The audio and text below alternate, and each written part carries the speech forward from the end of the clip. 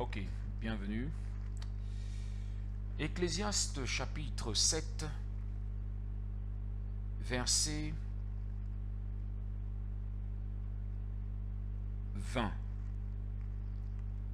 Ecclésiaste chapitre 7, verset 20. Il est écrit, non. Il n'y a sur la terre aucun homme juste qui fasse le bien et qui ne pêche jamais. Non. Il n'y a sur la terre aucun homme juste qui fasse le bien et qui ne pêche jamais. Pourquoi je vous lis ce passage? Je vous lis ce passage parce que bien des fois, certes, la plupart des êtres humains ont déjà commis un péché. Et la puissance de la loi provient du péché. C'est-à-dire que le péché n'est valorisé que parce qu'on a commis une transgression.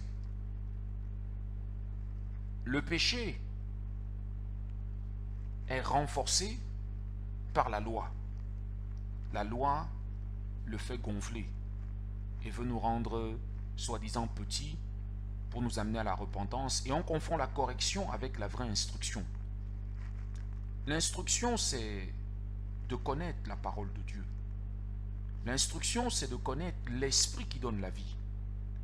L'instruction, c'est de pouvoir se dégager, se libérer des pièges du malin qui veut s'accaparer de nous. Et aujourd'hui, je vais prêcher quelque chose où je vais aller en profondeur.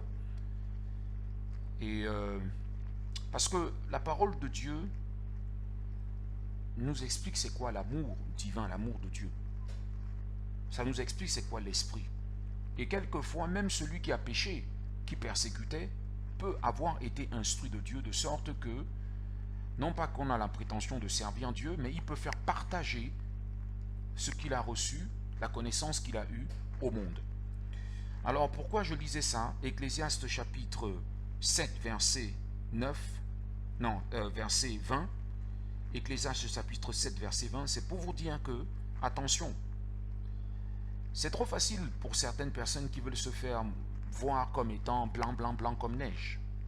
Blanc, blanc, blanc comme neige, blanc, blanc, blanc comme neige, c'est le diable. Hein? Il n'y a personne qui soit blanc comme neige. Non, non, non. Il n'y a personne qui soit blanc, blanc, blanc. Blanc, blanc, blanc, là, c'est diable. Désolé. La parole de Dieu nous dit, non, il n'y a sur la terre aucun homme juste qui fasse le bien et qui ne pêche jamais. Donc, il y a quelqu'un qui a... C'est-à-dire que les gens ont déjà fait un péché. Certes, peut-être ils ont été pardonnés par ceux contre qui ils ont péché. Moi-même, j'ai dû commettre des péchés dans ma vie, j'en ai commis, et j'ai reçu le pardon. Et c'est par rapport à ce pardon, justement, que j'ai compris qu'il fallait que je prêche. Parce qu'on n'est pas la même personne quand on a, par exemple, 5 ans, et puis quand on atteint 10 ans, 12 ans, et quand on est dans l'adolescence, on a des passions et tout, on n'a pas le même développement que lorsqu'on arrive à une certaine maturité. Et quand on arrive à une certaine maturité, on voit tous les progrès qu'on a fait, toutes les étapes par lesquelles on est passé, et on se rend bien compte que cette instruction est nécessaire. Cette instruction est nécessaire parce que aborder le péché n'est pas facile. Comprendre la miséricorde et la grâce, ce n'est pas simple. La miséricorde ou la grâce n'est pas quelque chose qui est mérité. C'est pour ça que ça s'appelle grâce. Donc je lisais ceci, je disais, Ecclésiaste chapitre 7, verset 20, il est écrit, non, il n'y a sur la terre aucun homme juste. Il n'y a sur la terre aucun homme juste qui fasse le bien et qui ne pêche jamais. Vous savez, même si une pensée obsessionnelle veut continuer de vous arracher, sachez que l'obsession, c'est ça là même qui veut vous pousser au péché.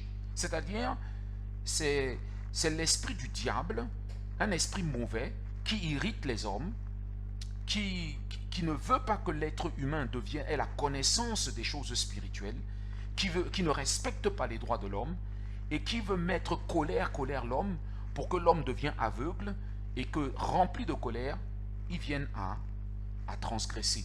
Donc le processus, il est tout simple. Le processus, il est tout simple. La bénignité, la futilité, c'est ce que le diable utilise. c'est-à-dire des pensées futiles, obsessionnelles, qui font éruption dans la conscience constamment pour amener l'homme à commettre ce qu'il ne veut pas commettre. C'est-à-dire, ce processus est comme une sorte de transformation qui l'amène à devenir un monstre. Mais on apprend à résister par différentes façons en prêchant la parole et en s'appuyant sur l'évangile. Pourquoi je lis ça? Je lis ça pourquoi? Parce que nous oublions que nous sommes des êtres humains et l'être humain n'est pas faillible. L'être humain, s'il prétend qu'il est parfait, il n'est plus être humain parce qu'il n'y a que Dieu qui soit parfait. Alors, allons dans le livre de Jean pour plus de précision. Le texte dit: toute injustice est un péché, mais tous les péchés ne conduisent pas jusqu'à la mort. Non, écoutez bien. Il dit: toute injustice est un péché, toute transgression est un péché, toute fraude est un péché, mais tous les péchés ne conduisent pas jusqu'à la mort. Oui, certains me diront, le salaire du péché, c'est la mort. Mais la Bible ici nous précise, 1 Jean chapitre 5, verset: tous les péchés ne conduisent pas à la mort. Donc il ne faut pas être comme certains qui répètent machinalement des choses comme des robots, mais il faut apprendre la parole avec précision, de sorte qu'on peut édifier d'autres personnes pour mieux comprendre c'est quoi la grâce. Il y a des péchés qui causent la mort directe, mais ce ne sont pas tous les péchés qui causent la mort directe. Et pour vous lire ce qui était écrit précédemment, si l'on reprend cette partie de l'évangile du livre de Jean, 1 Jean chapitre 5, à partir du verset 16, il dit: si quelqu'un voit son frère commettre un péché qui ne mène pas à la mort, qu'il prie et Dieu donnera la vie à ce frère. Je parle ici de ceux qui commettent un péché ne conduisant pas à la mort. Il y a un péché qui mène à la mort. Et ce n'est pas pour ce péché-là que je dis de prier. Toute injustice est un péché, mais tous les péchés ne conduisent pas à la mort. Voyez? Donc, oui, le salaire du péché, c'est la mort, mais tous les péchés ne conduisent pas à la mort. Comme quand on dit « tous ont péché ». Et quand tous ont péché, donc sont déchus de la gloire de Dieu. Mais maintenant, donc, ce n'est donc pas par l'observation de la loi que nous sommes justifiés, mais par la quoi? La foi, la grâce. La grâce. C'est donc quelque chose qu'on ne mérite pas. Alors, non, il n'y a sur la terre aucun homme juste qui fasse le bien et qui ne pêche jamais. Vous comprenez?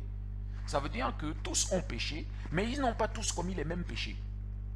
Certains ont commis des péchés qui amenaient directement à la mort, d'autres ont commis différentes... C'est-à-dire que dans le péché, la Bible nous montre que tous les péchés ne sont pas les mêmes. Tous les péchés ne sont pas les mêmes. Donc, Dieu n'est pas stupide, hein? Dieu n'est pas idiot. Il a de l'intelligence. Maintenant, on peut se repentir, quel que soit le péché qu'on a commis. Le problème, c'est pas... Il ne faut pas que le péché devienne la star, la lumière. Il ne faut pas que le péché devienne le point central de notre vie. Tout le monde a plus ou moins menti dans sa vie. Mais ce ne sont pas tous les mensonges qui amènent à la mort. Tout le monde a plus ou moins commis quelque chose d'étrange. Mais quand on y réfléchit, ce ne sont pas toutes ces choses, ces petites choses étranges qui amènent à la mort. Vous suivez? Voilà.